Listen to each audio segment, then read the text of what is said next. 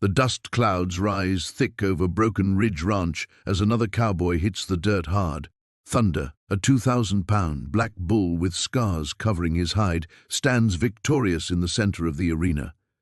For 3 years, this beast has humiliated every rancher brave enough to try taming him. Broken bones, shattered pride, and insurance claims pile up like tumbleweeds. Then, old Samuel Hayes steps through the crowd.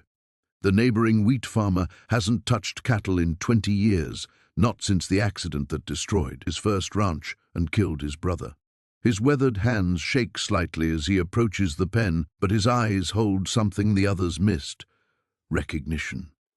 "That's no ordinary bull," Samuel whispers, studying the animal's movements with the keen eye of a man who once spoke the secret language of wild things. The crowd falls silent. Thunder paws the ground, nostrils flaring. What Samuel knows about this bull's true nature will shock everyone present and reveal why sometimes the gentlest touch succeeds where brute force fails. But why has Samuel kept this knowledge hidden for so long?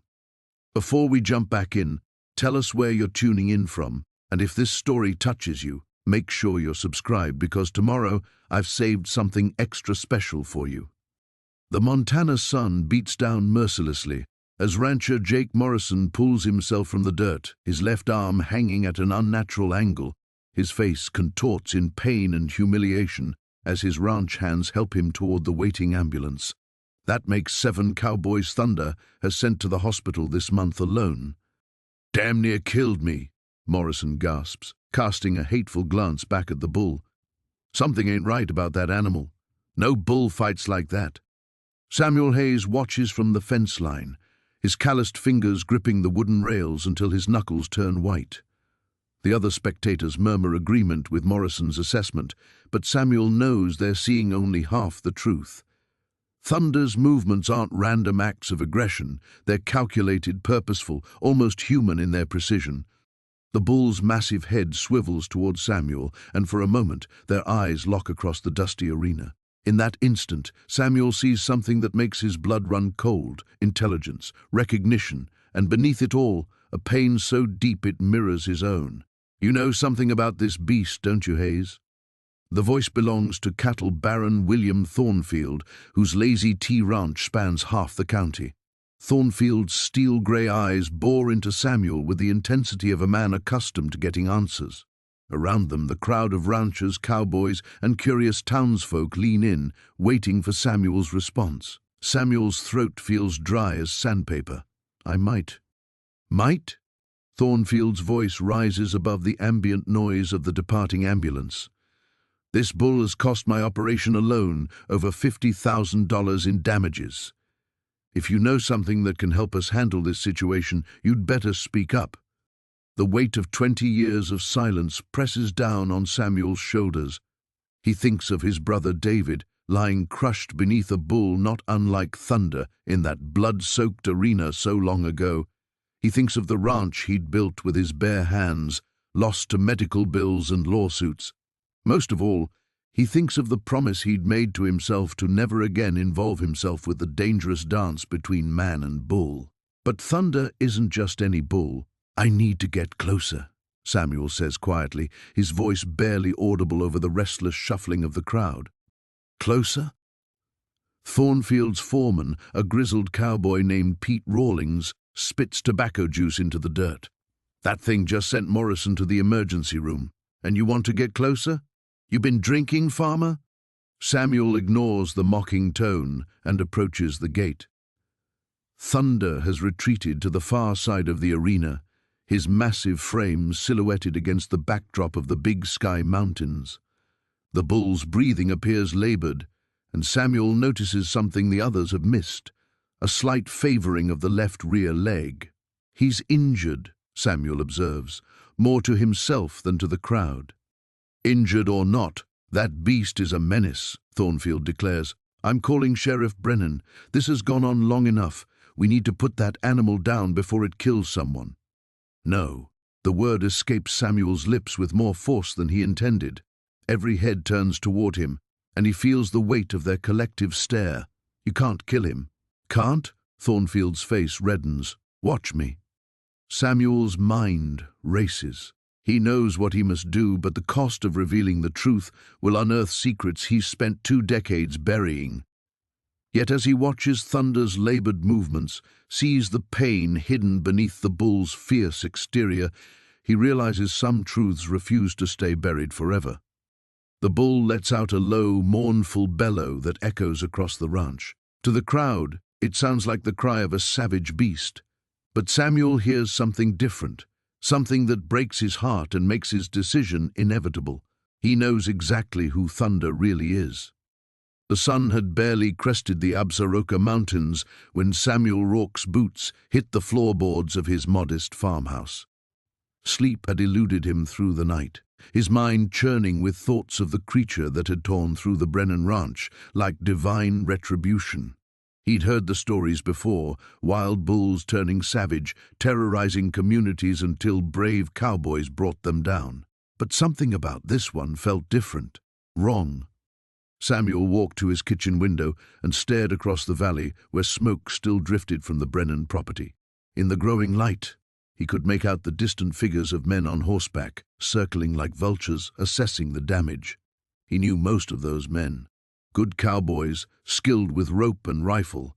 They'd hunt the bull with professional determination, and they'd likely succeed. The thought made his stomach clench. He turned away from the window and moved to the corner of his kitchen, where a loose floorboard waited. Samuel had lived in this house for 15 years, and in all that time, only he knew about the space beneath that board. His fingers found the familiar groove, and the wood lifted easily. Inside the shallow cavity lay a leather satchel, its surface worn smooth by decades of handling. Samuel's hands trembled slightly as he opened the satchel and withdrew a photograph. The image, sepia-toned and creased with age, showed a younger version of himself standing beside a massive bull. But this wasn't the typical rancher's portrait. The bull wore no restraints, showed no signs of agitation or fear. Instead, it stood calmly beside Samuel, who had one hand resting gently on the animal's flank. Below the photograph lay a collection of newspaper clippings, their edges yellowed and brittle. Headlines spoke of miraculous rescues, impossible feats of animal cooperation, and always the same mysterious figure, a man who could speak to beasts in a language no one understood. The articles spanned 3 states and 20 years, but they all stopped abruptly in 1885, the year Samuel Rourke had purchased his small farm in Montana Territory. A sharp knock at his door interrupted his reverie. Samuel quickly returned the items to their hiding place and replaced the floorboard. When he opened the door, he found Deputy Marshal Frank Collins standing on his porch, hat in hand. "Morning, Samuel.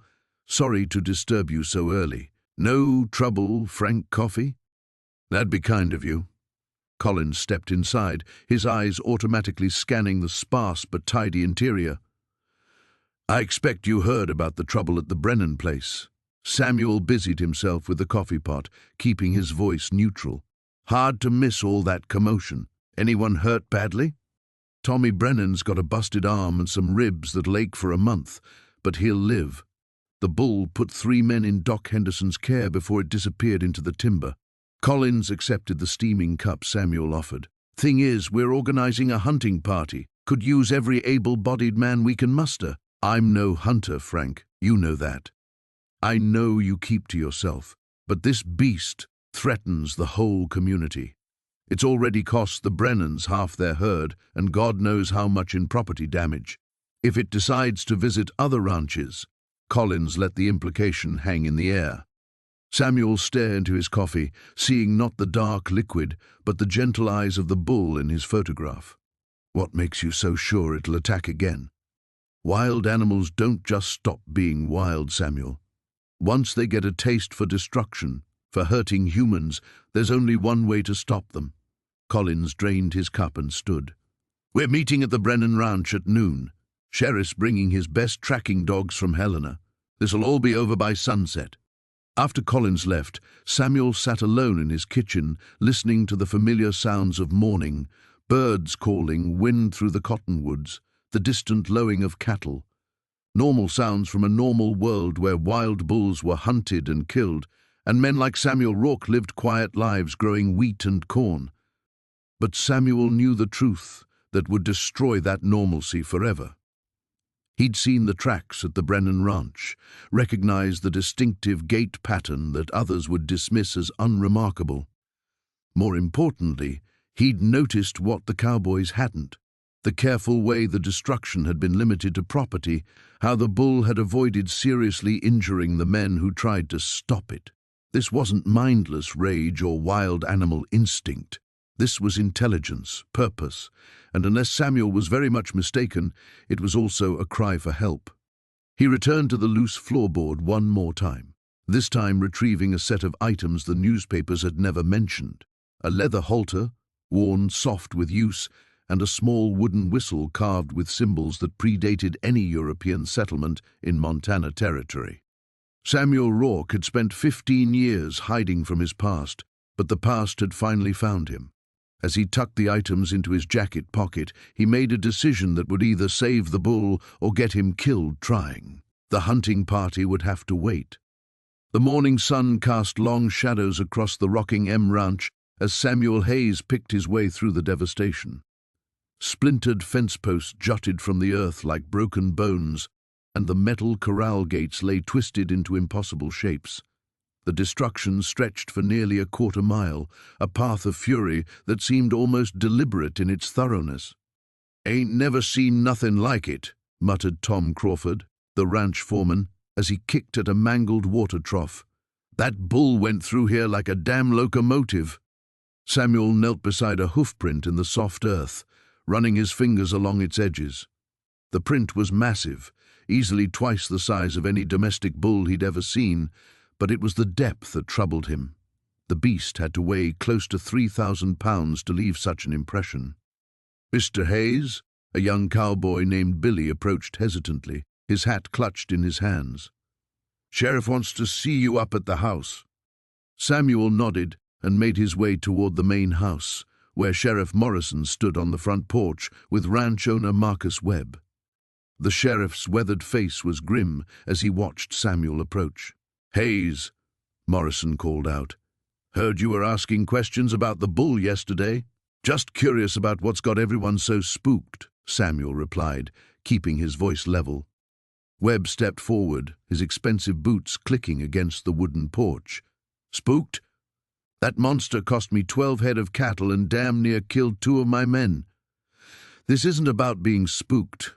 It's about a dangerous animal that needs to be put down." "Where exactly did your men encounter it?" Samuel asked.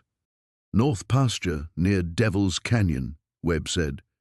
"Jake Thornton was riding fence when it charged him. Horse threw him and bolted, left him trapped under his saddle for near 6 hours before we found him." Samuel's jaw tightened almost imperceptibly. Devil's Canyon. He knew that area well, too well. The rocky terrain and hidden caves made it perfect territory for something that didn't want to be found. Sheriff Morrison stepped down from the porch. "I'm putting together a hunting party. Need experienced men who know these hills. You interested? What makes you think I'd be any help?" Samuel asked. "Word is you did some big game hunting before you took up farming," Morrison said. "Figure a man with your experience might know how to track something like this." Samuel felt the weight of both men's stares. The story about his hunting experience was one of several half-truths he'd cultivated since arriving in Millbrook 5 years ago. It was easier than explaining where he'd really learned to track dangerous animals. "I'll think on it," Samuel said finally. As he turned to leave, Webb called out, "Hayes, if you know something about this beast, now's the time to speak up. Next time it might be someone's child that gets hurt." The words hit Samuel like a physical blow, but he kept walking. He understood the fear driving these men, the desperation that came with facing something beyond their comprehension. He'd felt it himself once, in a different place and time. On the ride back to his farm, Samuel's mind churned through possibilities. The size of the tracks, the pattern of destruction, the location near Devil's Canyon, it all pointed towards something that shouldn't exist in these parts, something that belonged to a world he'd tried to leave behind. He guided his horse off the main trail and up a narrow path that wound through stands of pine and aspen. The path ended at a small clearing where an old cabin sat nestled against a rocky outcrop.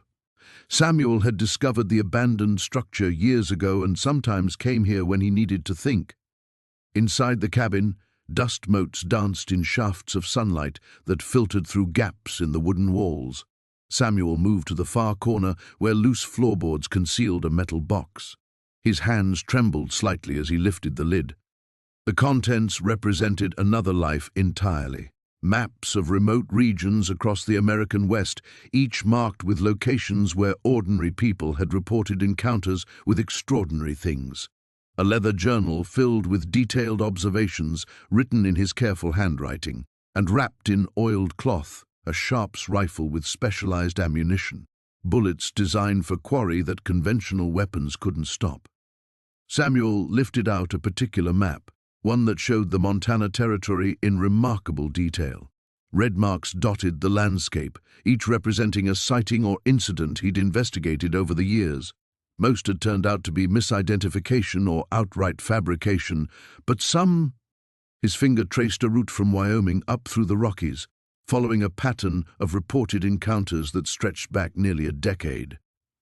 The trail ended abruptly at Devil's Canyon, where he'd lost the creature's trail 5 years ago. The same week he decided to abandon his hunting and settle in Millbrook. Now it seemed the past had finally caught up with him. Samuel carefully replaced everything except the journal, which he tucked inside his coat. As he prepared to leave the cabin, he caught sight of his reflection in a broken mirror propped against the wall. The face looking back at him belonged to a farmer named Samuel Hayes, but the eyes held memories of a different man entirely. A man who'd once made his living hunting monsters.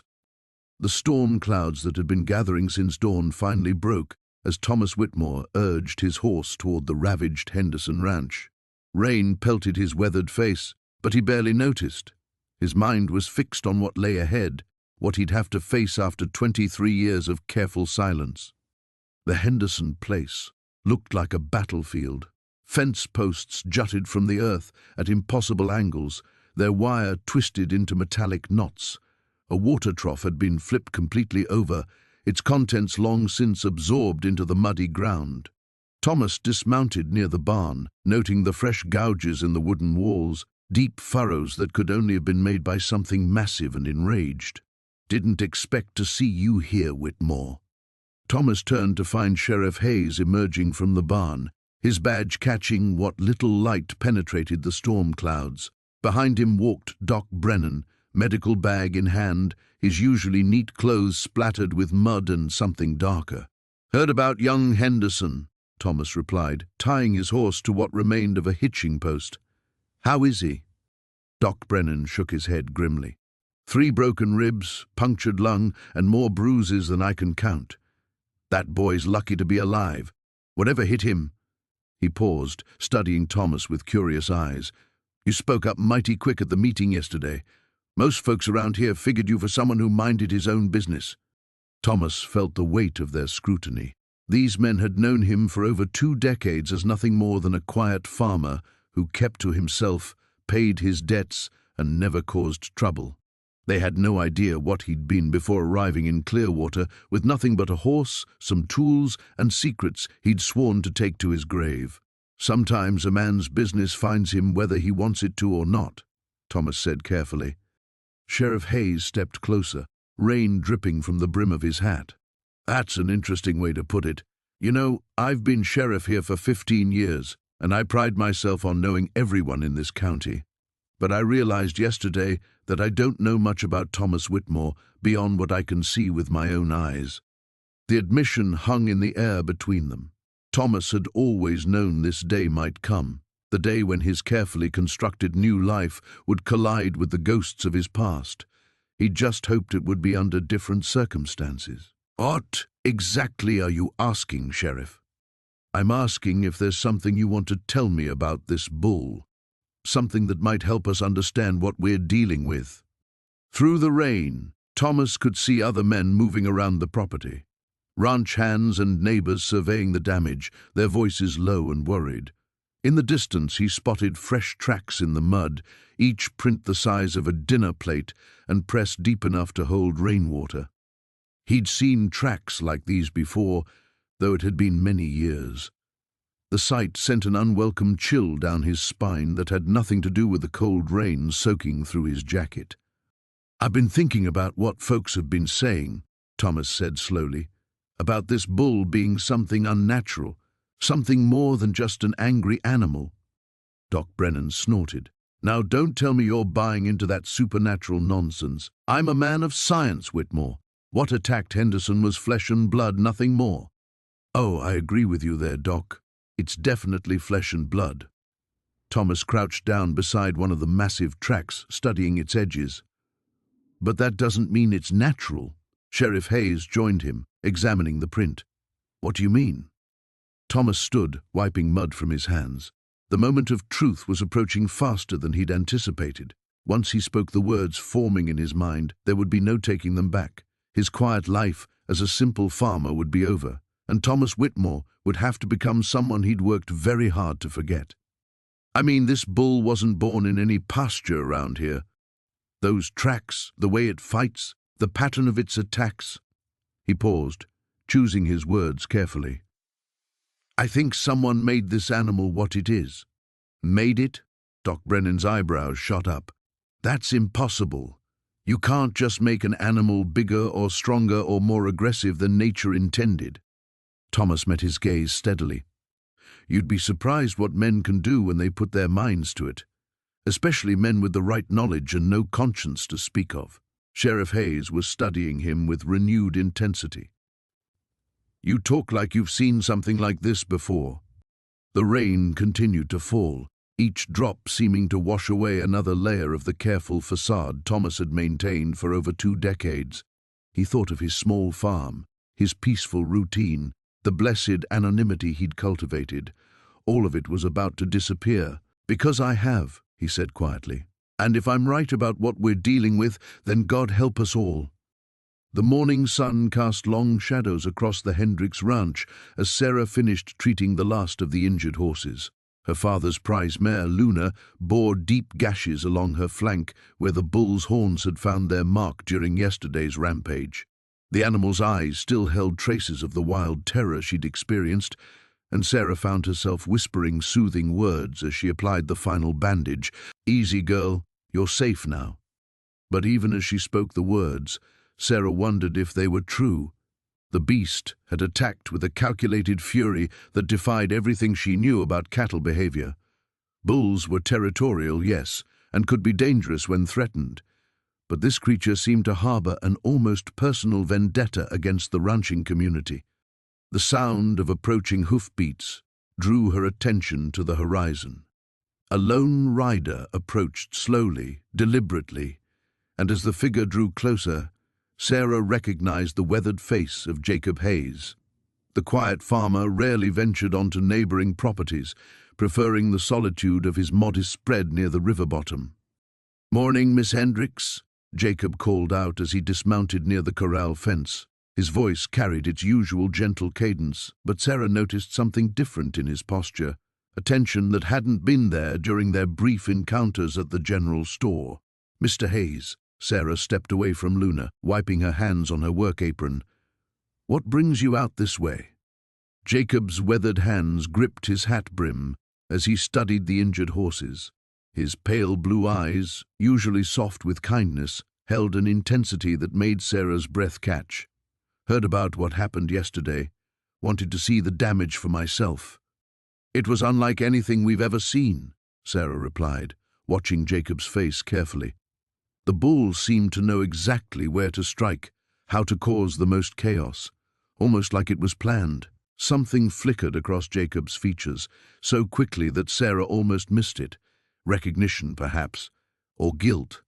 "Miss Hendricks," Jacob began, then stopped himself.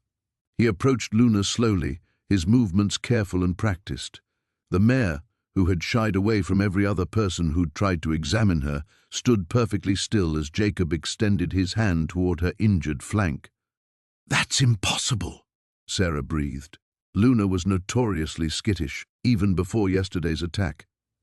Yet here she stood, calm as a summer morning, allowing this stranger to run gentle fingers along her wounds. Jacob's touch was expert, professional. His examination revealed knowledge that went far beyond simple farming experience. These wounds, they're precise, strategic. He looked up at Sarah, and she saw something crumbling behind his eyes, like a dam beginning to give way. This wasn't random violence. What do you mean? Jacob straightened slowly, his gaze distant. There are things about that bull, about where it came from, that folks around here don't understand. He paused, seeming to wrestle with invisible demons. Things I should have spoken up about before anyone got hurt. The admission hung between them like smoke from a dying fire. Sarah felt her pulse quicken. You know something about the beast. It wasn't a question, and Jacob didn't treat it like one. He nodded slowly, the movement seeming to cost him years. I know more than something. I know everything. His voice dropped barely above a whisper, and I know why it's here. Before Sarah could respond, the thunderous sound of approaching riders filled the morning air. A group of ranchers crested the hill, Tom Bradley leading the charge with rifle in hand and vengeance written across his face. Behind him rode nearly a dozen men, all armed, all wearing the grim expressions of vigilantes ready for blood. Hayes, Bradley's voice carried across the distance. Perfect timing. We're forming a hunting party. That beast showed up at the Morrison place before dawn, tore through their chicken coop, and spooked their entire herd. Time to put an end to this.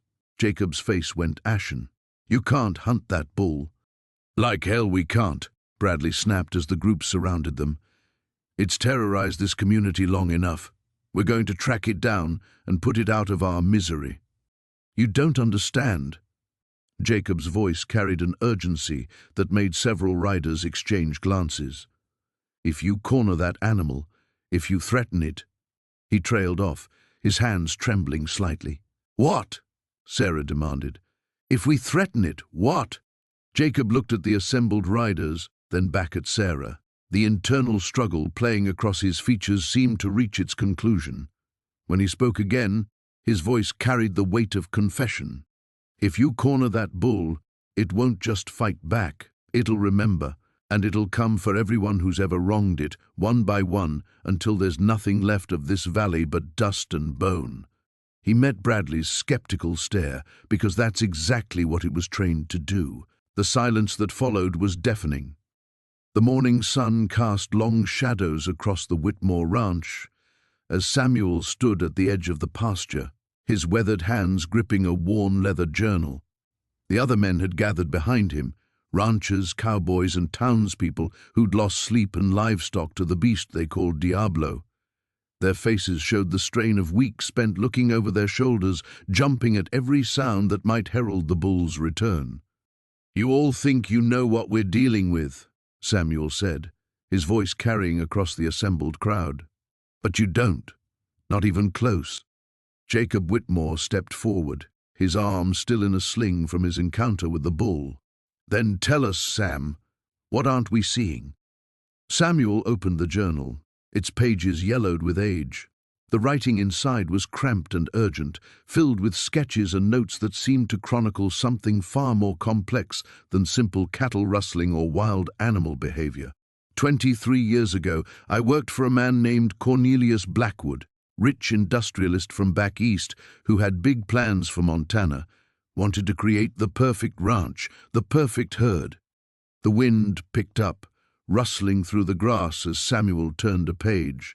Blackwood wasn't interested in regular cattle. He thought nature needed improving, had himself a whole team of men, scientists he called them, working out of a hidden facility up in the mountains. They were doing things, experiments that shouldn't have been done. What kind of experiments? Asked Martha Henderson, the schoolteacher whose fence had been demolished just 3 days prior. Samuel's jaw tightened. They were trying to create cattle that could survive anything. Harsh winters, predators, disease, started with breeding programs, but that wasn't enough for Blackwood. He wanted faster results. He pointed to a sketch in the journal, a detailed drawing of what appeared to be a massive bull, but with proportions that seemed wrong, almost monstrous.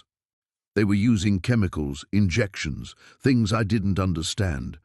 creating animals that were bigger, stronger, more aggressive than anything God intended. Everything.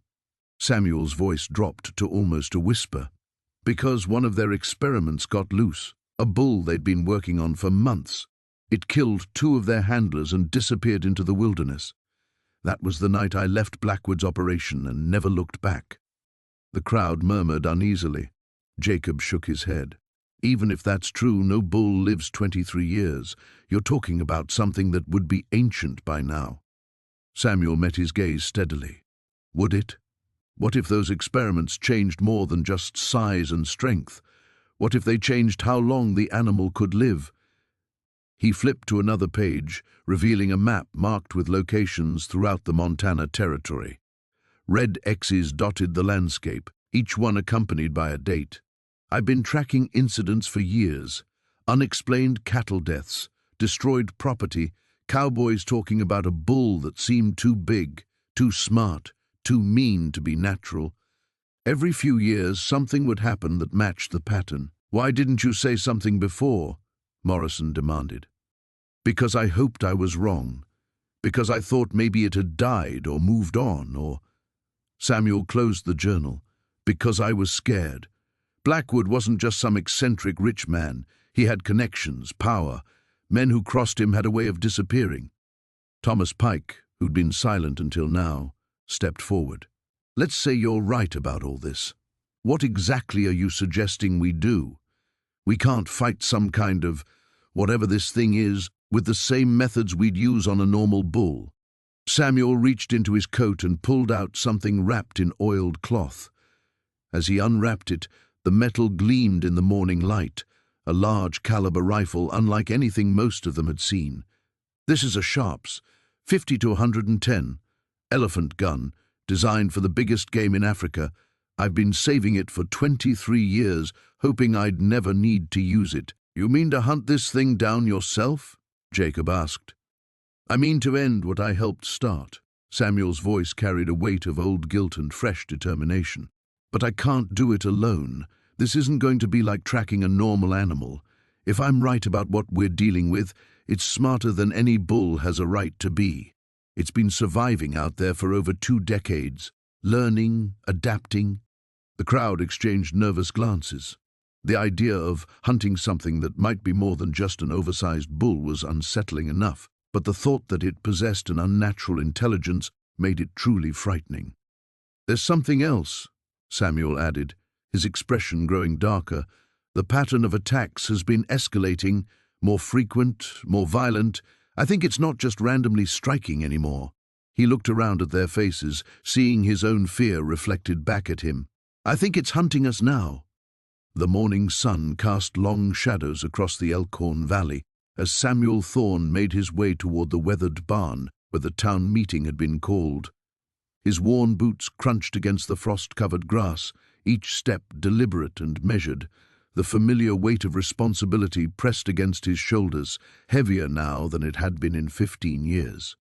Inside the barn, voices rose and fell like a restless tide. Ranchers, cowboys, and townspeople had gathered in clusters, their faces etched with exhaustion and fear. Samuel recognized most of them, neighbors he'd nodded to at the general store, men whose cattle grazed the same valleys as his modest herd. But today, something had shifted in their eyes. The bull had claimed another victim. 3 broken ribs and a punctured lung, Doc Morrison was saying to a group near the hay bales. Tommy's lucky to be alive. That beast came out of nowhere, charged straight through the fence line like it was made of paper. Samuel found a spot along the back wall, his weathered hands clasped behind him. The familiar ache in his left shoulder, a reminder of Mexico, throbbed with the morning cold. He watched as Sheriff Garrett stepped forward, his badge catching the light filtering through the barn's dusty windows. "Folks, we need to talk sense here," Garrett began, his voice carrying the authority of 2 decades in law enforcement. "This bull isn't just destroying property anymore, it's actively hunting our men." A murmur rippled through the crowd. Sarah Mitchell, whose ranch bordered Samuel's property, stood near the front with her arms crossed. "What do you mean, hunting?" "I mean it's showing intelligence beyond any wild animal I've seen."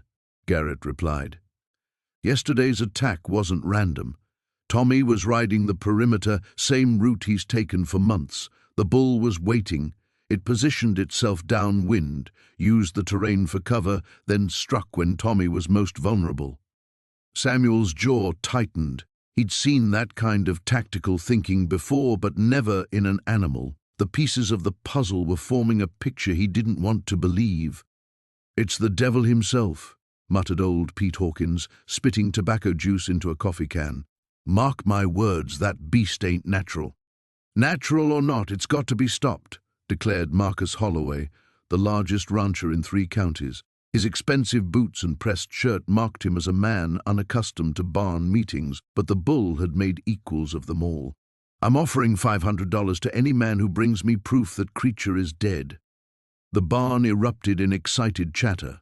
$500 represented more money than most cowboys saw in 2 years. Samuel watched as hands shot up, volunteers eager to claim the bounty. "Hold on." Sheriff Garrett raised his voice above the din. "This isn't some turkey shoot. We've lost good men trying to corner this animal.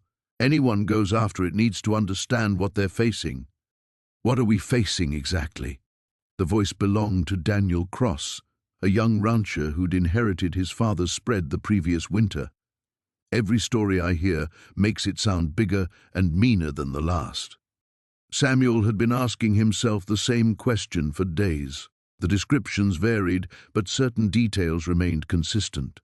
The bull's size, larger than any domestic breed had a right to be, its coloring, a deep, almost black-brown with distinctive white markings, and its behavior, too intelligent, too purposeful for a wild animal. "Near as we can tell," Garrett continued, "we're dealing with a bull that stands close to 7 feet at the shoulder. Weight's probably pushing 3,000 pounds. It's fast, aggressive, and like I said, it's smart. Smarter than it should be." Samuel's blood ran cold. Those specifications matched something he'd tried to forget, something buried in files marked classified 15 years ago. His mind raced back to the government facility outside Billings, to the experiments that were supposed to remain secret forever. "Has anyone gotten a clear look at its markings?" Samuel's voice cut through the chatter before he could stop himself. The barn fell quiet. All eyes turned toward the back wall where the quiet farmer stood. Sheriff Garrett squinted in his direction. "You have something to add, Sam?" Samuel felt the weight of their stares, the expectation hanging in the air like smoke. He could walk away now, return to his quiet life of crops and solitude, but Tommy's broken body in Doc Morrison's office and the fear in his neighbor's eyes made that choice impossible. "I might," he said slowly. "But first I need to know about those markings, specifically any white patches on the face or legs." Sarah Mitchell nodded. "Jimmy saw it up close when it charged his fence line. Said it had a white diamond on its forehead and white socks on the back legs." Samuel's worst fears crystallized into certainty. He closed his eyes, remembering another life, another name, and a project that should have died with the Cold War.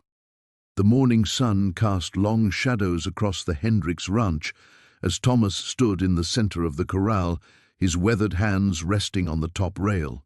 The gathered crowd pressed closer, their faces a mixture of skepticism and desperate hope. Sheriff Morrison shifted uncomfortably, his hand never straying far from his sidearm. "You're telling us you can just walk up to that devil and calm him down?" Jake Hendricks spat, his arm still in a sling from his encounter with the beast. "That bull's killed cattle, destroyed property, and damn near trampled 6 men." Thomas turned slowly, his pale blue eyes meeting Jake's hostile stare. "I'm telling you, I know this bull. Known him since he was a calf." A murmur rippled through the crowd. Doc Patterson pushed his spectacles up his nose and stepped forward. "Thomas, with respect, that's impossible. This bull appeared out of nowhere 3 months ago. He's wild, unbranded, and bigger than any bull I've seen in 40 years of veterinary practice." "His name is Goliath," Thomas said quietly, his voice carrying despite its softness. "Born on a ranch outside Billings 15 years ago. I was there. I helped bring him into this world." 15 years? Sheriff Morrison's voice was sharp. "Thomas, Bulls don't live that long in the wild. And if what you're saying is true, where's he been all this time? Thomas's jaw tightened, and for a moment, something flickered in his eyes, a shadow of old pain carefully buried. He's been with me, on my ranch, until 3 months ago. The crowd erupted in angry voices, but Thomas raised his hand, and something in his bearing made them fall silent. I know how it sounds, he continued, but Goliath isn't wild. He's mourning. Jake Hendricks laughed bitterly. Mourning? It's a damn bull, Thomas, not a person. You'd be surprised how much they understand, Thomas replied. Goliath's been with my family his whole life. My son raised him from a calf, fed him by hand when his mother rejected him. They were inseparable. Doc Patterson frowned. Thomas, I've never seen you with a son. In all the years I've known you, my son died 3 months ago. The words came out like stones dropping into still water. Cancer, 28 years old.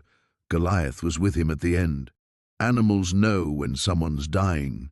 They grieve just like we do. The hostility in the crowd began to shift, replaced by something softer but no less uncertain.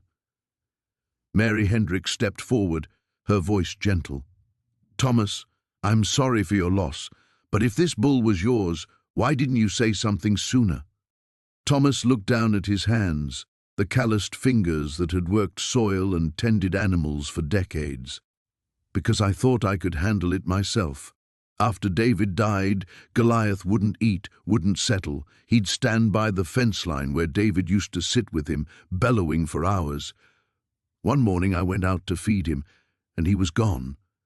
Broke through the fence like it was kindling. Sheriff Morrison stepped closer.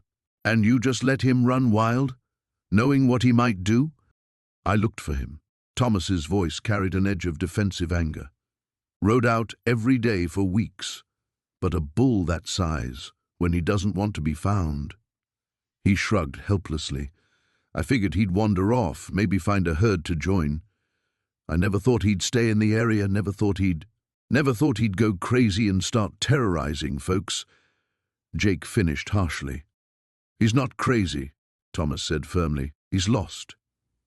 Everything he knew, everyone he trusted, it's gone. He's acting out of confusion and pain, not malice. Doc Patterson cleared his throat. Even if what you're saying is true, Thomas, this bull has become dangerous. He's unpredictable. How can you be certain you can control him? Thomas met the veterinarian's eyes steadily. Because he knows me, and because I understand what he's going through. The weight of loss in those words hung heavy in the air.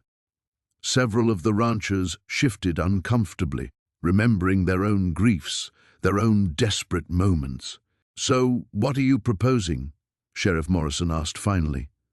Give me a chance to bring him in peaceful-like. Let me try to reach him before you resort to bullets. Thomas's voice grew stronger, more certain. Goliath's not evil, he's just broken, and sometimes broken things can be mended if you're patient enough. Jake Hendricks shook his head. And if you're wrong? If he charges you, or worse, gets past you and goes after my family again? Thomas was quiet for a long moment, his gaze distant. When he spoke, his voice was barely above a whisper. Then I'll pay the price for my failure, but I owe it to my son to try. David would never forgive me if I let them kill Goliath without attempting to save him. The crowd stood in heavy silence, weighing hope against fear, mercy against justice.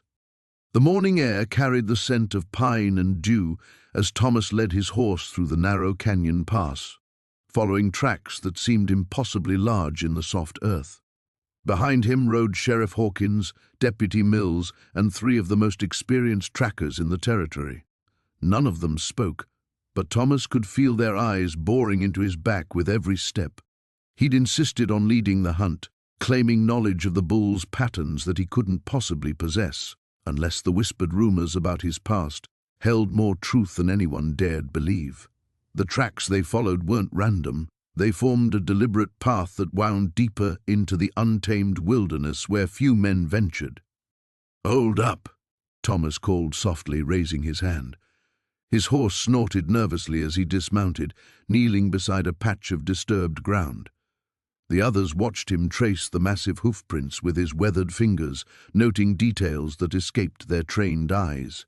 "He's close," Thomas murmured, his voice carrying an odd note of familiarity. "Real close." Sheriff Hawkins urged his mount forward, studying the farmer's face with growing suspicion. "How can you be so certain, Thomas? These tracks could be hours old."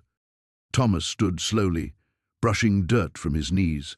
When he met the sheriff's gaze, something flickered in his pale blue eyes, a shadow of knowledge that made Hawkins' hand drift unconsciously toward his sidearm. "Some things you don't forget," Thomas replied cryptically. A low rumble echoed through the canyon, seeming to emerge from the very stones around them. The horses began to dance nervously, ears pinned back and nostrils flaring. Thomas alone remained calm, his head tilted as if listening to a familiar voice. "Easy, boys," he called to the others. "Don't make any sudden moves." The rumble came again, closer now, accompanied by the sound of heavy hooves on rocky ground. Deputy Mills fumbled for his rifle, but Thomas shot him a sharp look that froze the young man's hands. "I said easy." Then they saw him. The bull emerged from behind a stand of lodgepole pines like something from a fever dream. Massive beyond belief, his black hide scarred from countless battles, muscles rippling beneath his coat like coiled steel. His horns swept wide and deadly, catching the morning light like polished bone. But it was his eyes that truly unnerved the watching men, intelligent, calculating, almost human in their intensity. The beast's gaze swept over the mounted party before settling on Thomas with unmistakable recognition. The farmer stood perfectly still, his hands loose at his sides, showing no fear of the creature that had terrorized the entire territory. "Well, I'll be damned," Sheriff Hawkins whispered. Thomas took a step forward, and impossibly the bull remained motionless. Another step, then another, until farmer and beast stood mere yards apart. The air between them crackled with tension and something else, understanding. "Hello, old friend," Thomas said quietly. The bull's massive head lowered slightly, not in submission but in acknowledgement. A sound escaped his throat, part growl, part something that might have been greeting.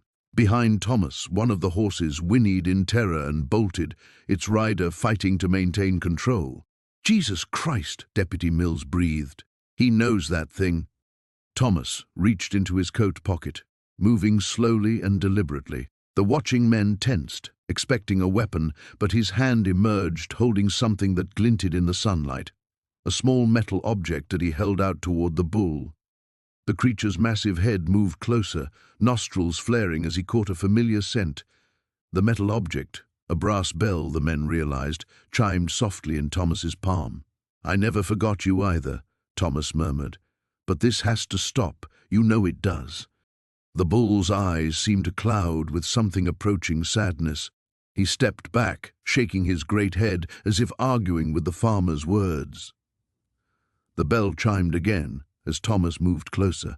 "You're scaring them, old friend, and scared men do dangerous things." Sheriff Hawkins found his voice at last, though it cracked with disbelief. "Thomas, what in God's name is going on here?" Without turning around, Thomas answered, "This isn't just any bull, Sheriff. This is Diablo Negro, Black Devil in Spanish. He belonged to the Mendez family down in New Mexico nearly 20 years ago, smart as any horse, gentle as a lamb with those he trusted, until the day rustlers came calling." The bull's massive frame shuddered, as if the memories Thomas spoke of still haunted him.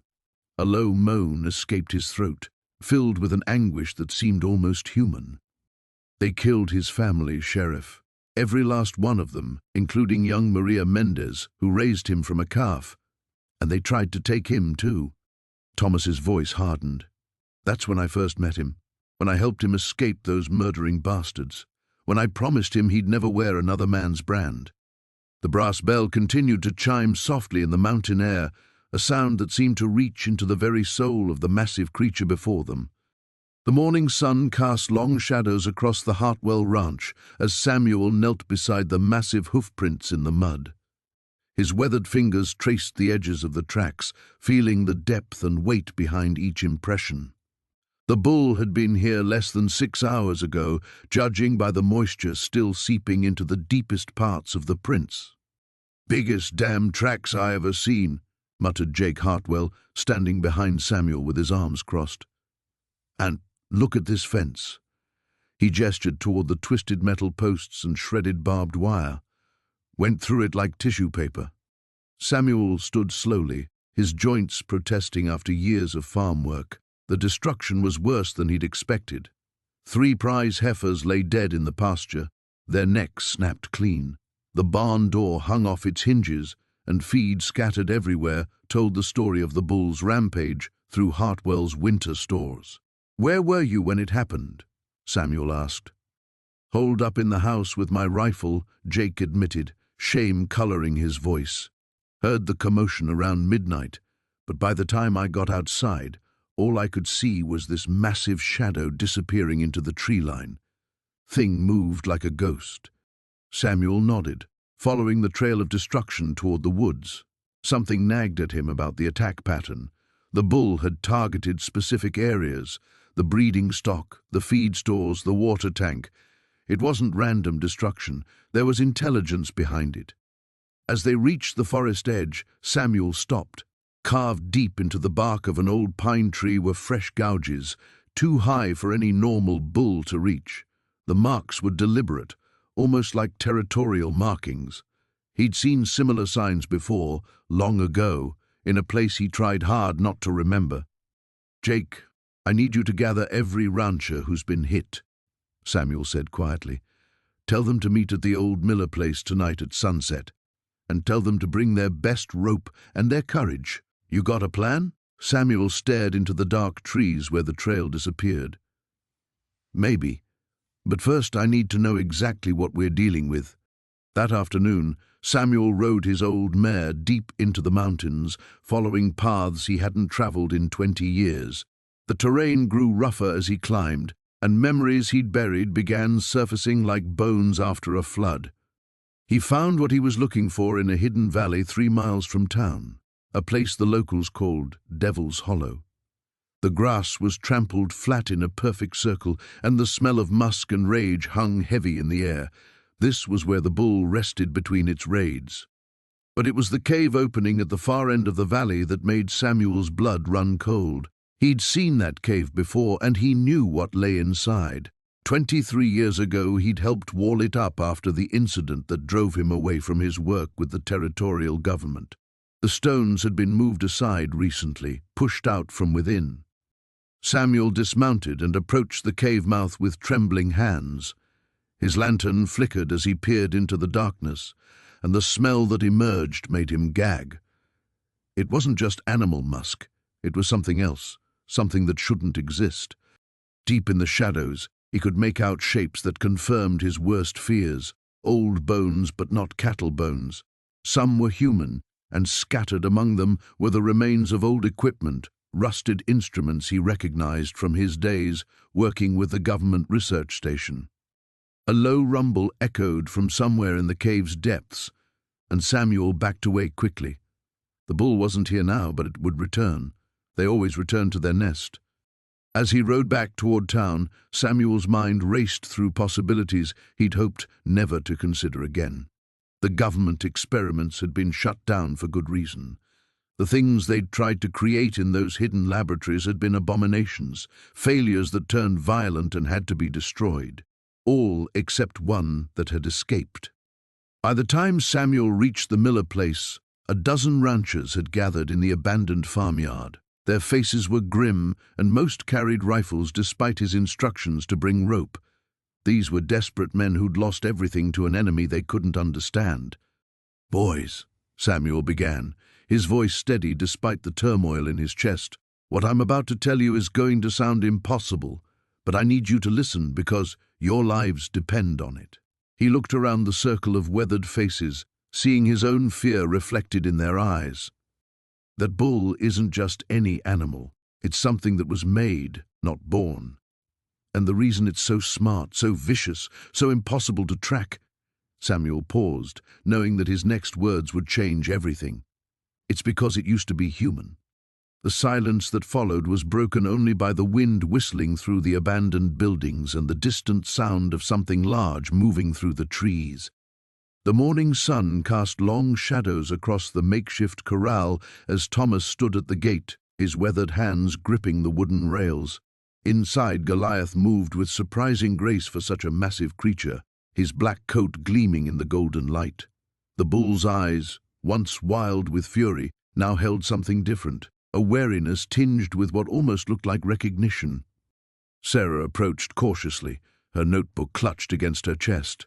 "The town council's meeting in an hour," she said softly. "Words spread about what you did. Half the people think you're a miracle worker, the other half think you've lost your mind." Thomas didn't look away from the bull. "And what do you think?" She studied his profile, noting the tension in his jaw, the way his knuckles had gone white around the fence rail. "I think you haven't told me everything. That brand on his shoulder, it's not from any ranch around here, is it?" The silence stretched between them until Goliath snorted and pawed the ground, drawing their attention.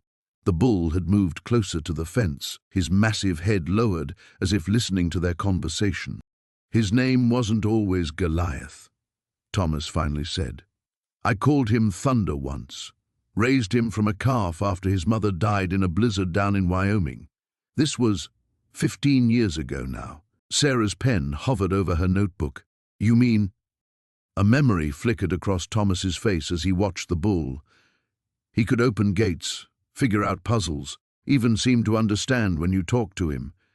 But that intelligence came with something else, a temper when he felt threatened or confused. "What happened?" Sarah asked, though she suspected she didn't want to hear the answer. Thomas finally turned to face her, his eyes haunted. "My partner, Jake Morrison, thought Thunder was too dangerous, said we needed to break his spirit, make him more manageable. One night, Jake and his boys took it upon themselves to train him while I was in town getting supplies." The words came slowly, each one seeming to cost Thomas something. "When I came back, they had Thunder trapped in a chute using cattle prods and whips. They'd been at it for hours. The fear in his eyes." He shook his head. "Something broke in him that night, and when he finally got free, someone got hurt. Bad." Sarah felt her stomach tighten. "How bad?" "Jake ended up in the hospital with 3 broken ribs and a punctured lung. Thunder disappeared into the wilderness that same night. I spent weeks tracking him, but it was like he'd vanished. Eventually, I had to give up the ranch, move on. Started over here in Montana, swore I'd never work with cattle again." Inside the corral, Thunder, Goliath, had moved even closer to the fence. His massive head was now just inches from Thomas's hand, separated only by the wooden rails. "So when you heard about this legendary bull terrorizing ranches," Sarah said, understanding beginning to dawn, "you suspected it might be him?" The description was too familiar. The size, the intelligence, the way he seemed to target specific ranchers rather than just destroying randomly. Thomas reached out slowly, his fingers barely brushing the bull's nose through the fence. Thunder always had a long memory for people who wronged him. But how did he end up here? That's hundreds of miles from Wyoming. Bulls like Thunder don't just disappear. Someone found him, probably tried to use him for breeding or fighting. Each time he was sold or stolen, each bad experience, it just added to his anger. By the time he reached Montana, he wasn't the same animal I'd raised. Sarah watched in amazement as the massive bull allowed Thomas to stroke his muzzle. "And you think you can reach him? After all these years, after everything that's happened?" "I have to try. What happened to him was my fault. I should have been there that night, should have protected him from Jake's stupidity." Thomas's voice grew firm. "He's not a monster, Sarah. He's a broken animal who's been running scared for 15 years. The question is whether there's enough of the old Thunder left to remember who he used to be." A commotion from the direction of town interrupted their conversation. Dust clouds marked the approach of several riders, and Sarah could make out the determined figure of Sheriff Clayton leading them. "The town council," she murmured. "They've made their decision." Thomas straightened, his hand still resting on Thunder's massive head. "Then," I guess it's time to find out if the past can be forgiven, or if some wounds are too deep to heal. The dawn air hung heavy with mist as Samuel led the small group toward Devil's Canyon, his weathered boots finding purchase on the rocky trail with the confidence of someone who had walked these paths before. Behind him, Sheriff Morrison, Doc Henley, and 3 of the bravest cowboys from the Lazy J followed in tense silence, their eyes scanning the jagged landscape for any sign of movement. "You sure about this, Samuel?" Morrison whispered, his hand instinctively resting on his sidearm. "That bull could be anywhere up here." Samuel paused at a bend in the trail, his calloused fingers tracing strange markings carved into the sandstone wall. The symbols looked ancient, weathered by decades of Montana winters, yet somehow familiar to his touch. "He's here," Samuel said quietly. "He's always been here." The cryptic response sent a chill through the group, but before anyone could question him further, a low rumble echoed from the canyon depths below. It wasn't the snort of an angry bull. It was something else entirely, something that seemed to vibrate through the very rock beneath their feet. Doc Henley adjusted his spectacles nervously. "Samuel, what aren't you telling us? You've been acting like you know this beast personally." A shadow crossed Samuel's weathered face as he continued down the narrow ledge. "Maybe I do, Doc. Maybe I do." They descended into the canyon's heart, where twisted juniper trees clung to impossible angles and the morning sun barely penetrated the rocky walls. The air grew cooler with each step, and an odd scent filled their nostrils, not the musk of cattle, but something wilder, more primal. Then they saw him. The massive bull stood in a clearing beside a natural spring, his black hide gleaming in the filtered sunlight. But he wasn't alone. Surrounding him were dozens of other cattle, all bearing different brands from ranches across 3 counties. They grazed peacefully in the hidden meadow, completely docile, as if under some kind of spell. "Jesus Christ," one of the cowboys breathed. "There's got to be 50 head down there, all the missing stock from the past month." But Samuel wasn't looking at the cattle. His eyes were fixed on the bull, and something extraordinary was happening. The beast had turned toward them, those intelligent dark eyes meeting Samuel's gaze across the distance. And for a moment, that seemed to stretch into eternity. Man and animal regarded each other with what could only be described as recognition. "Thunder," Samuel whispered, the name carrying on the canyon wind like a prayer. The bull's massive head tilted, ears pricking forward at the sound. Then, defying every expectation of wild animal behavior, the creature began walking toward them. Not charging, not threatening, walking with deliberate, almost human purpose. Sheriff Morrison drew his weapon. "Samuel, get back!" "No." Samuel's voice carried an authority none of them had heard before. He stepped forward, hands raised but unafraid. "Put the gun away, Tom. He's not here to fight. Are you out of your mind? That thing's killed 2 men. Has he?"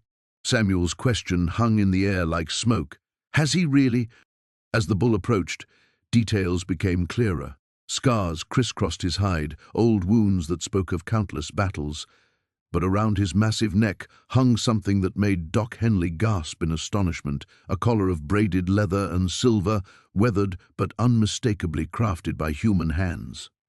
Samuel reached into his coat and withdrew something that made the watching men's eyes widen in disbelief. It was a matching piece of leatherwork, a bridle of sorts, intricately woven with the same silver threads. He'd been carrying it all along. "Samuel," Morrison's voice was barely a whisper. "What the hell is going on here?" The old farmer's eyes never left the approaching bull as memories flooded back, memories he'd buried for 20 years. "His name is Thunder," he said, his voice thick with emotion. "And he's not wild. Never was. He's trained." "Trained," Doc Henley sputtered. "Trained by whom?" Samuel's weathered hands trembled as he held out the silver-threaded bridle. "By me. 23 years ago, when I wasn't just a farmer, when I was part of something the government doesn't want anyone to remember." The bull, Thunder, had stopped just 10 feet away, his massive frame radiating power but no aggression. His dark eyes held an intelligence that seemed almost human, and when Samuel spoke his name again, The creature's response was unmistakable. He bowed his great head in recognition. "Oh my God," Morrison breathed. "What kind of training are we talking about here?" Samuel stepped closer, his weathered fingers making contact with Thunder's scarred muzzle. The touch was gentle, familiar, like greeting an old friend after a long absence, the kind that made him smarter than most men I know, the kind that taught him to protect what he considers his territory, his herd, the kind that means those attacks everyone's been talking about, they weren't random acts of violence. The realization hit the group like a physical blow. Thunder hadn't been terrorizing the ranching community. He'd been systematically gathering the scattered cattle, protecting them, herding them to this hidden sanctuary. But from what? The morning sun cast long shadows across the ranch as Thomas walked toward the makeshift corral they'd built overnight. Behind him, a crowd of ranchers, cowboys, and townspeople followed at a respectful distance, their voices hushed with anticipation and disbelief. Word had spread like wildfire through the valley about what had happened the night before, how the quiet farmer had somehow calmed the legendary beast that had terrorized them all. Sarah walked beside him, her hand briefly touching his arm. "You don't have to do this alone," she whispered. Thomas nodded, but kept his eyes fixed ahead. Inside the reinforced wooden pen, Diablo stood motionless, his massive black form still as stone. The bull's eyes tracked Thomas's approach, but there was no rage in them now, no wild fury that had driven him to destroy everything in his path. Instead, there was something that looked almost like recognition. Sheriff Morrison stepped forward, his weathered face creased with concern. "Thomas, I've got to ask you one more time. How did you know? How did you know that Bull wouldn't kill you?" Thomas stopped at the edge of the corral, his calloused hands gripping the top rail. For a long moment, he studied the enormous animal before him. The bull's scarred hide told stories of battles fought and won, of a life lived in defiance of everything that had tried to contain him. "Because I helped birth him," Thomas said quietly, his voice carrying clearly in the still morning air. 16 years ago, on a ranch outside of Billings. A murmur rippled through the crowd behind him. Doc Harrison pushed forward, his medical bag still in hand from treating the wounded cowboys. "That's impossible. This bull appeared out of nowhere. No one knows where he came from." Thomas turned to face the assembled crowd, his weathered face grave. His mother was a prize Angus named Estrella. She belonged to a rancher named Marcus Caldwell. "I worked for Caldwell for 3 years, taking care of his breeding stock." He paused, his eyes distant with memory. "Estrella was having a difficult birth. The calf was breached, and we thought we'd lose them both." Young Billy stepped closer, his face still pale from his encounter with the bull days earlier. "What happened?" "I spent 14 hours with that cow, talking to her, keeping her calm while we worked to save her calf. When this bull finally came into the world, he wasn't breathing. I had to breathe life into him myself." Thomas's voice grew softer. The first thing he saw when he opened his eyes was me. The first voice he heard was mine. Ranch owner Pete Jameson shook his head. "But why didn't you say anything when the attacks started? Why let us think he was just some wild beast?" Thomas looked back at Diablo, who had moved closer to the fence. The bull's massive head hung over the rail, his dark eyes fixed on the man who had saved his life so long ago. "Because I wasn't sure it was him. 16 years is a long time, and bulls don't usually live that long in the wild. But when I heard the descriptions, the size, the intelligence behind the attacks," he reached out slowly and placed his hand on the bull's forehead. "I knew." "But why is he here?" Sarah asked. "Why did he come back to you?"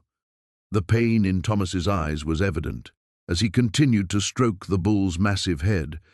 "Because Caldwell's ranch was sold last month. The new owners didn't want the older breeding stock. Most of them were sold for slaughter."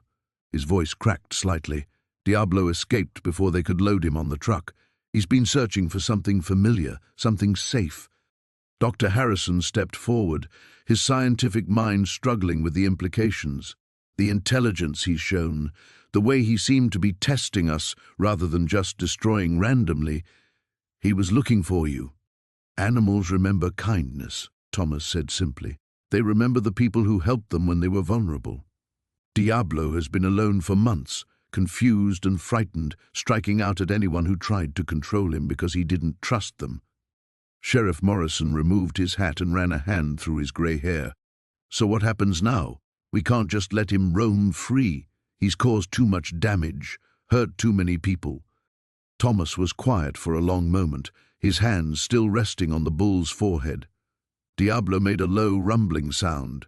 Not the snort of aggression they'd all heard before, but something almost like contentment. "I have some land that's been sitting empty," Thomas said finally. "Good grazing, strong fences, far enough from the main roads that he won't bother anyone. It's not much, but it's peaceful, quiet." Sarah smiled, understanding immediately. "Like you," Thomas nodded. "Like me. Sometimes what looks like anger is just pain looking for a place to heal." As if understanding the conversation, Diablo lifted his massive head and gazed out across the valley toward the distant mountains where his future now lay. The morning sun cast long shadows across the corral as Samuel Hayes stood face to face with the beast that had terrorized 3 counties. Thunder's massive black form filled the wooden enclosure, his scarred hide rippling with muscle that spoke of years in the wild. The bull's dark eyes, however, weren't filled with the rage everyone expected. Instead, they held something Samuel recognized: confusion, pain, and beneath it all, a flicker of the gentle creature he'd once known. Sheriff Morrison and half the town had gathered at a safe distance, their whispers carrying on the wind. Samuel could feel their skeptical stares boring into his back, could hear their muttered predictions of his imminent demise. None of them understood what he was about to attempt. Hell, he wasn't entirely certain himself. "Easy, Thunder," Samuel said softly, his voice carrying the same tone he'd used 15 years ago when the bull was just a calf. "It's me, boy. It's Samuel." The bull's massive head lifted, ears twitching forward. For a moment, the creature stood perfectly still, and Samuel could swear he saw recognition flicker across those intelligent eyes. Then Thunder snorted and pawed the ground, sending dust clouds swirling around his hooves. Samuel reached into his coat pocket and withdrew something that made the crowd gasp: a worn leather halter, cracked and faded with age. It was the same one he'd fashioned for Thunder as a yearling, the same one the bull had worn during their countless walks across the meadows of Samuel's old ranch. "Remember this?" Samuel held up the halter, letting Thunder see it clearly. "You wore this every day for 3 years. You trusted me then." The bull's nostrils flared, and he took a tentative step forward. Samuel could hear someone behind him curse under their breath, could feel the tension crackling through the air like electricity before a storm. But he kept his focus on Thunder, watching for any sign of the connection they'd once shared. "I know you're angry," Samuel continued, taking his own careful step forward. "I know you felt abandoned when they sold you, when I couldn't stop them." His voice cracked slightly. "I've carried that guilt for 15 years, wondering what happened to you, wondering if you were all right." Thunder's massive form seemed to deflate slightly, the rigid aggression in his posture softening. The bull lowered his great head, and Samuel could see the network of scars that crisscrossed his face and neck, evidence of the brutal treatment he'd endured at the hands of men who saw him only as a commodity. Samuel was close enough now to reach out and touch the bull, but he held back, letting Thunder make the choice. The crowd had fallen silent, their earlier skepticism replaced by an almost breathless anticipation. Even the horses hitched nearby had gone still, sensing the gravity of the moment. "They hurt you, didn't they?" Samuel's voice was barely above a whisper. "Made you fight, made you mean. But that's not who you really are. I remember the bull who used to follow me around like a puppy, who'd let the barn cat sleep against his side in winter." Thunder's eyes closed for a moment, and when they opened again, something had changed. The wildness was still there, but underneath it, Samuel could see the gentle soul he'd raised from birth. The bull took another step forward, close enough now that his breath warmed Samuel's face. With infinite care, Samuel reached out and placed his hand on Thunder's massive forehead. The bull didn't flinch, didn't pull away. Instead, he leaned into the touch, a soft rumbling emanating from deep in his chest. Not a growl of aggression, but the contented sound Samuel remembered from long ago afternoons in the pasture. Behind him, Samuel heard Margaret's sharp intake of breath, heard someone whisper, "I'll be damned," but he didn't turn around. This moment belonged to him and Thunder, a reunion 15 years in the making. "I'm going to put this on you now," Samuel said, slowly lifting the old halter, "just like before. And then we're going to walk out of here together. No chains, no ropes, no cages, just you and me the way it should have been all along." Thunder stood perfectly still as Samuel slipped the halter over his massive head, the leather settling into the grooves it had worn so many years ago. The fit was still perfect, as if no time had passed at all. Samuel clipped a lead rope to the halter and stepped toward the gate. Thunder followed without resistance, his hooves raising small puffs of dust with each measured step. The crowd parted before them like water, faces slack with amazement as the supposedly savage beast walked calmly beside the quiet farmer who'd claimed him. As they reached the edge of the corral, Thunder turned his great head toward Samuel, and in that moment, both man and beast understood that their reunion was just the beginning. The real work, healing the wounds of 15 lost years, was yet to come. The morning sun cast long shadows across the makeshift arena as townspeople gathered in hushed clusters, their faces etched with disbelief and anticipation. Word had spread like wildfire through Copper Creek about what Thomas Whitman intended to do, and now half the territory seemed to have descended upon the Garrett Ranch to witness what many believed would be a man's final moments. Sarah stood at the fence rail, her knuckles white as she gripped the weathered wood. "This is madness, Thomas," she whispered, though her voice carried the tremor of someone who had seen enough of his past to know he rarely acted without purpose. Thomas adjusted the worn leather halter in his hands, his calloused fingers moving with practiced familiarity over the brass buckles. 23 years had passed since he'd last held such equipment, but muscle memory ran deeper than time. "Trust me, Sarah, I know what I'm doing." Sheriff Morrison approached, his badge catching the early light. "Whitman, I can't in good conscience let you go through with this. That bull has killed 2 men and injured a dozen more. There's no shame in stepping back." "There's no stepping back from this, Sheriff." Thomas's voice carried a quiet authority that made even the lawman pause. "That bull isn't just some wild animal. He's been trained, and trained well. Someone's been feeding him rage for years, shaping him into a weapon." The crowd parted as ranch hands led Diablo toward the arena.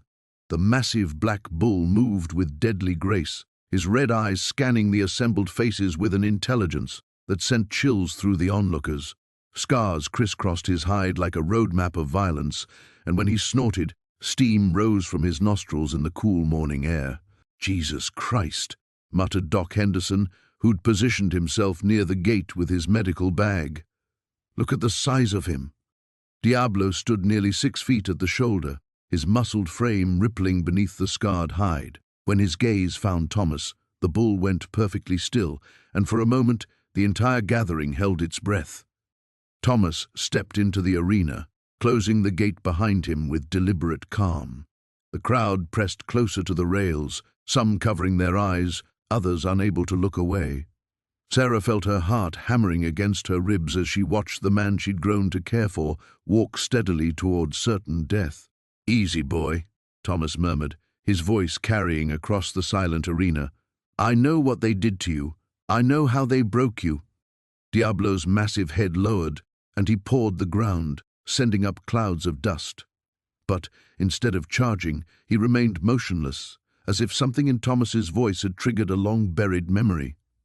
Thomas continued his approach, the halter held low and non-threatening.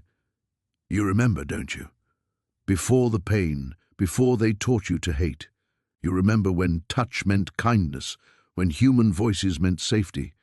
The bull's ears flicked forward, a subtle sign that made Thomas's chest tighten with recognition. "That's right.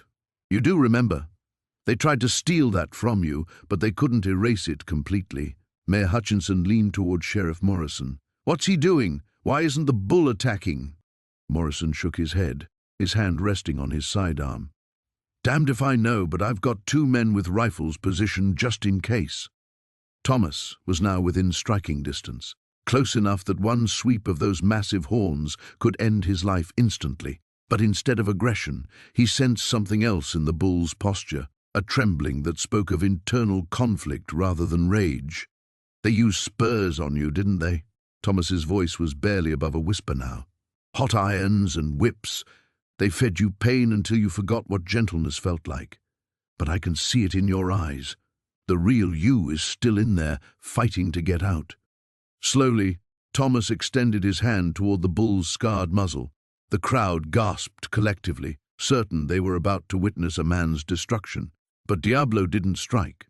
Instead, he sniffed at Thomas's palm, his massive frame shuddering with each breath. "That's it," Thomas encouraged softly. "Easy now. No one's going to hurt you anymore." Sarah found tears streaming down her cheeks as she watched the impossible scene unfold. The legendary killer bull, the terror of the Montana ranges, stood docile as Thomas gently stroked his scarred face. "Son of a bitch," breathed Jake Garrett, his own voice thick with emotion. "How is this possible?" Thomas began working the halter over Diablo's massive head, his movements slow and deliberate. The bull not only allowed it, but seemed to lean into the familiar pressure of the leather straps. "Because," Thomas said loudly enough for the crowd to hear, "this isn't a wild bull. This is a trained animal that's been systematically tortured and weaponized by someone who wanted the ranchers in this valley driven out. And I'm going to find out who." The implications of his words rippled through the crowd like a stone dropped in still water, and suddenly everyone was looking at their neighbors with new suspicion. The morning sun cast long shadows across the valley as Thomas walked toward the massive pen they'd constructed overnight. Behind him, the entire town seemed to hold its breath. Sheriff Morrison, Doc Henderson, the Calloway brothers, and dozens of other ranchers and townspeople had gathered at what they thought would be a safe distance. Thunder stood in the center of the enclosure, his massive frame silhouetted against the dawn light. The bull's black coat gleamed like polished obsidian, and his eyes, those intelligent, almost human eyes, tracked Thomas's every movement. There was no snorting, no pawing of the ground, no signs of the legendary rage that had terrorized the territory for months. "This is madness," Sheriff Morrison muttered, his hand resting on his holstered Colt. "That thing's killed men, Thomas. Whatever you think you know about it, it's still a wild animal." Thomas didn't turn around, didn't acknowledge the sheriff's words. His focus remained entirely on the bull as he approached the gate. In his weathered hands he carried nothing but a worn leather halter, the same one he'd used 23 years ago when Thunder was just a calf. "Papa, no," came a voice from behind him. Thomas finally turned to see Sarah standing among the crowd, her face pale with worry. Beside her stood a young man Thomas had never seen before, tall, with Sarah's same dark hair and the unmistakable bearing of someone who'd inherited the Thompson backbone. "Michael," Thomas said softly, recognizing his grandson despite the years that had passed the boy. Now a man, had his mother's eyes, but something else too. Something that reminded Thomas of himself at that age. "Grandpa," Michael said, stepping forward despite Sarah's restraining hand on his arm. "Ma told me everything on the ride here, about Thunder, about what happened to Pa, about why you've been alone all these years." His voice cracked slightly. "You don't have to do this. We can find another way."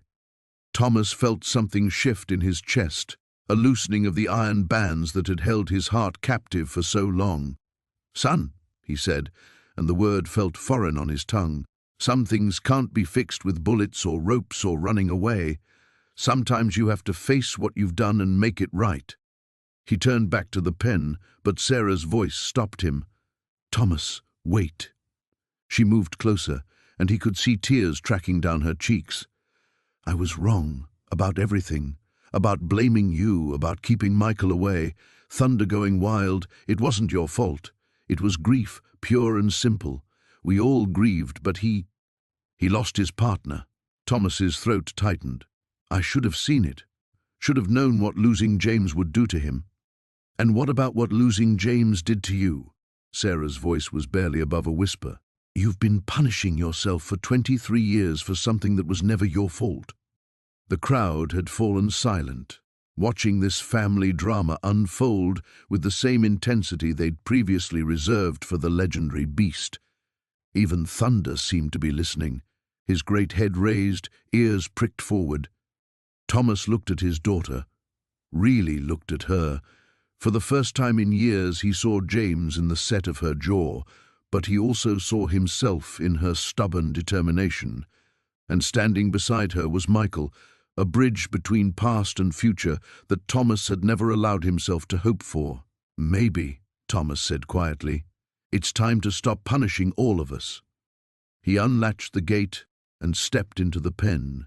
Thunder's massive head swung toward him, and for a moment Thomas saw not the legendary terror of the territory, but the confused, grieving animal he'd abandoned in his own blind sorrow. "Easy, boy," Thomas murmured, the words coming as naturally as breathing. I know you've been angry. So have I." Thunder took a step forward, then another. The crowd behind the fence shifted nervously, but Thomas remained perfectly still. The bull's enormous head lowered until his muzzle was inches from Thomas's chest, and for a long moment man and beast simply stood there, sharing the same air, the same space, the same grief. Then Thunder did something that made several people in the crowd gasp aloud. The massive bull gently pressed his forehead against Thomas's chest, just as he'd done countless times as a calf when James was alive. Thomas raised his trembling hands and placed them on either side of Thunder's great head. "I'm sorry," he whispered. "I'm so damn sorry I left you alone." Behind them, he heard Sarah sob and felt, rather than saw, Michael move closer to the fence. The 3 generations of Thompsons, separated by death and grief and stubborn pride, were finally in the same place at the same time. And in that moment, with Thunder's warm breath on his chest and his family's presence at his back, Thomas began to understand that some kinds of wildness could be gentled not with force, but with forgiveness. The morning sun cast long shadows across the corral as Samuel approached the massive bull with nothing but a worn leather halter in his weathered hands. The entire town had gathered at a respectful distance, their faces etched with disbelief and fear. Sheriff Morrison kept his rifle ready, though his hands trembled slightly as he watched the scene unfold. Thunder stood motionless in the center of the enclosure, his black coat gleaming like obsidian, muscles rippling beneath the surface. Steam rose from his nostrils in the cool morning air, and those intelligent dark eyes remained fixed on Samuel with an intensity that made several onlookers step back. "Easy, boy," Samuel whispered, his voice carrying that same gentle authority he'd used the night before. "Easy now." The bull's massive head tilted slightly, ears swiveling forward. A low rumble emanated from deep within his chest, but it wasn't the threatening bellow that had terrorized the countryside. This was different, a sound of recognition, perhaps even longing. Margaret Fleming pressed closer to the fence, her journalist's instincts overriding her fear. She'd been documenting everything since Samuel's shocking revelation about his past as the legendary bull whisperer, known only in hushed stories throughout the West. But what she was witnessing now defied every rational explanation. Samuel extended his hand slowly, palm upward. Thunder stretched his massive neck forward, nostrils flaring as he caught the familiar scent. The moment their skin made contact, the bull's entire demeanor shifted. The rigid tension in his stance melted away, replaced by something that could only be described as relief. "I know, old friend," Samuel murmured, his other hand moving to stroke the bull's broad forehead. "I know you've been looking for me." Behind them, Doc Peterson leaned heavily against the fence post, his medical bag forgotten at his feet. "In 40 years of practice, I've never seen anything like this," he breathed. Samuel continued his gentle ministrations, working his way along Thunder's neck and shoulders with practiced ease. His fingers found old scars hidden beneath the dark hair, evidence of the bull's violent encounters with ranch hands and their equipment. But there was something else, something that made Samuel's expression darken. "You're not just angry, are you?" Samuel spoke softly, though his words carried clearly in the still air. "You're in pain." The bull's response was immediate, a low, mournful sound that sent chills through the assembled crowd. Samuel's hands moved with purpose now, probing gently along the animal's spine and ribs. When his fingers found a particular spot near the bull's left shoulder, Thunder's reaction was unmistakable. The massive animal flinched and let out a sharp snort of distress. "There," Samuel announced, his voice carrying a mixture of anger and sorrow. "Right there." Sheriff Morrison lowered his rifle slightly. "What is it, Samuel?" Samuel's jaw clenched as his fingers worked carefully around the affected area. "Metal," he said grimly. "Feels like a piece of broken branding iron, lodged deep in the muscle. Been there a long time, judging by the scar tissue." The crowd stirred uneasily. Ranch foreman Jake Sullivan pushed forward, his face pale. "That's impossible. Our branding irons are checked regular-like." Samuel's eyes found Jake's, and the younger man took an involuntary step backward. "Are they? Or does someone just tell you they are?" Margaret Fleming's pencil moved rapidly across her notepad as the implications began to dawn on the assembled townspeople. The bull's rampage hadn't been random acts of animal aggression. It had been the desperate actions of a creature in constant, excruciating pain. "Who would do such a thing?" Mrs. Henderson whispered from the back of the crowd. Samuel continued working on Thunder, the bull growing increasingly calm under his ministrations, someone who wanted to make sure this particular animal stayed wild and dangerous, someone who benefited from the chaos he caused. Sheriff Morrison stepped forward, understanding beginning to dawn in his weathered features. "Samuel, are you saying someone deliberately—" "I'm saying," Samuel interrupted, his voice carrying an edge of steel that surprised everyone who knew the quiet farmer, that whoever embedded this metal in Thunder's shoulder knew exactly what they were doing. They turned a magnificent animal into a weapon of terror. Thunder shifted his weight, leaning into Samuel's touch as the man's experienced hands found ways to provide temporary relief from the chronic agony. The bull that had terrorized an entire region now stood docile as a lamb, responding to the one person who understood his suffering. "The question now," Samuel continued, his gaze sweeping across the assembled faces, "is who had the opportunity, the knowledge, and the motive to do such a thing?" The crowd fell silent, each person searching the faces around them with new suspicion. Someone among them was responsible for months of terror and destruction. Someone who had callously used an innocent animal's suffering for their own dark purposes. Samuel's hands never stopped their gentle work as he waited, knowing that the truth would soon reveal itself in ways none of them could anticipate.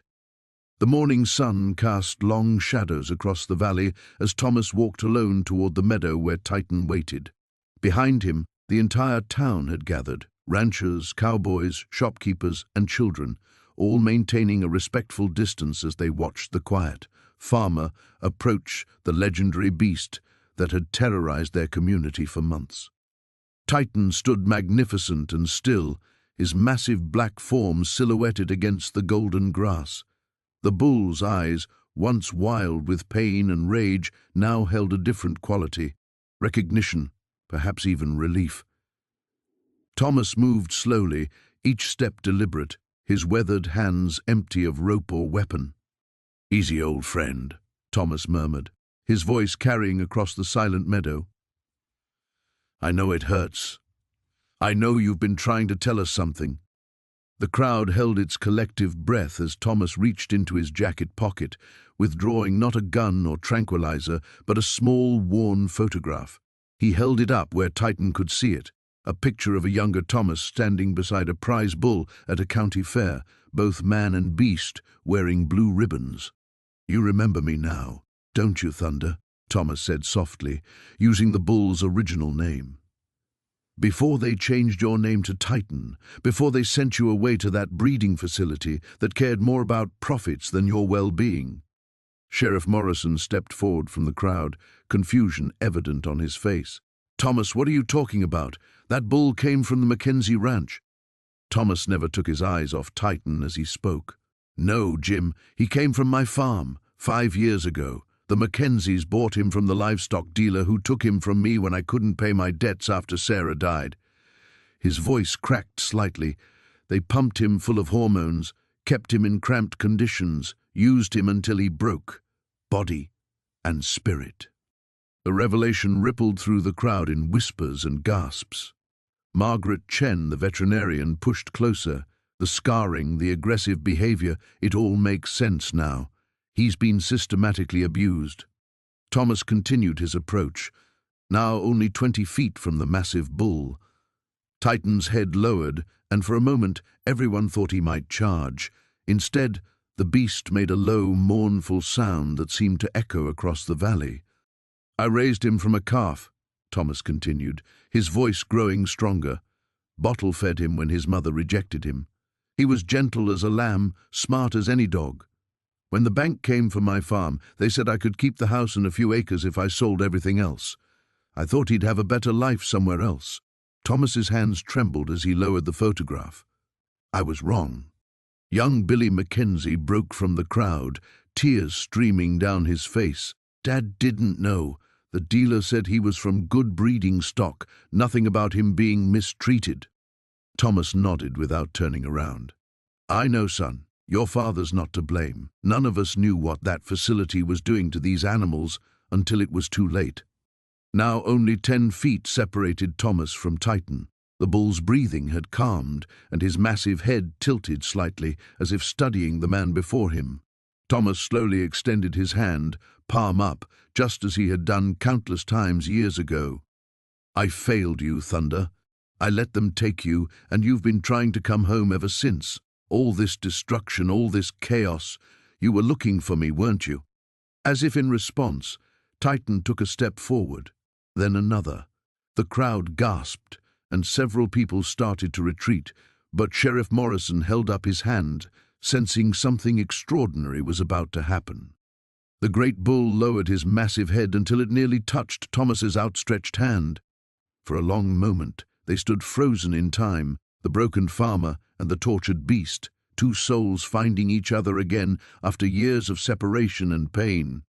Thomas's fingers finally made contact with Titan's scarred muzzle, and the bull's eyes closed. A sound escaped the animal that was part sigh, part sob, all exhaustion. The fight that had driven him across 3 counties, the rage that had terrorized a community, simply melted away.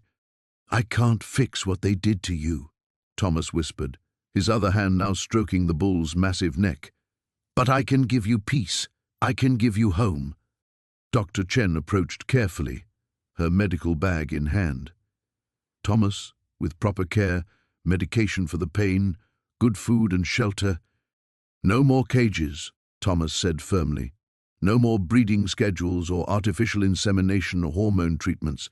He lives free on my land, for whatever time he has left." Titan raised his head and looked directly into Thomas's eyes.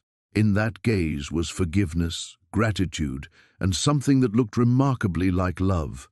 The legendary terror of Montana had finally found what he'd been searching for all along, the one person who had ever truly seen him not as a commodity or a threat, but as a living being worthy of compassion. As the crowd slowly dispersed, Thomas and Thunder walked together toward the small farm where their story had begun, where it would finally find its gentle ending.